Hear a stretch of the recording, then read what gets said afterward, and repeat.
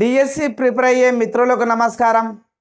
ఈరోజు డిఎస్సికి ప్రిపేర్ అయ్యే మిత్రులు చాలామంది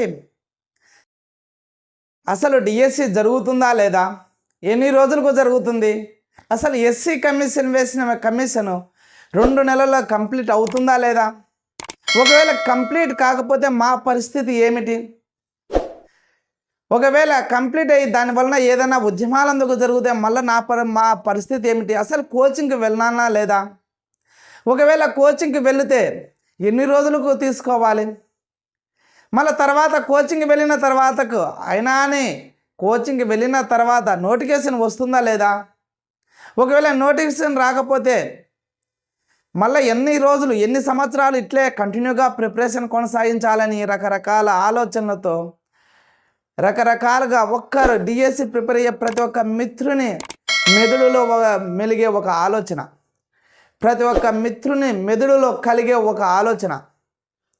కాబట్టి మిత్రులారా గుర్తుంచుకోండి, డిఎస్సి ప్రిపేర్ అయ్యే ప్రతి ఒక్కరూ ఈ కష్ట సమయాన్ని దాటుకోవడానికి ప్రయత్నించండి, కాన్సన్ట్రేషన్ పెట్టి చదవడం మొదలు పెట్టండి.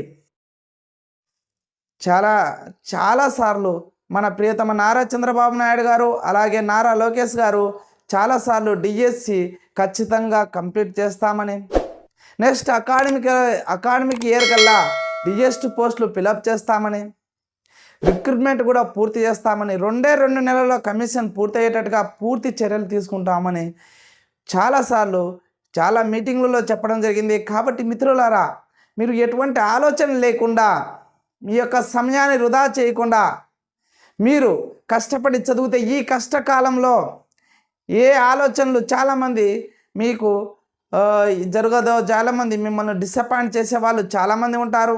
అటువంటి ఆలోచనల్ని తొలగించుకొని మీరు ప్రిపరేషన్ కొనసాగిస్తే ఖచ్చితంగా మీదే జాబు మిత్రమా. థ్యాంక్ యూ మిత్రమా.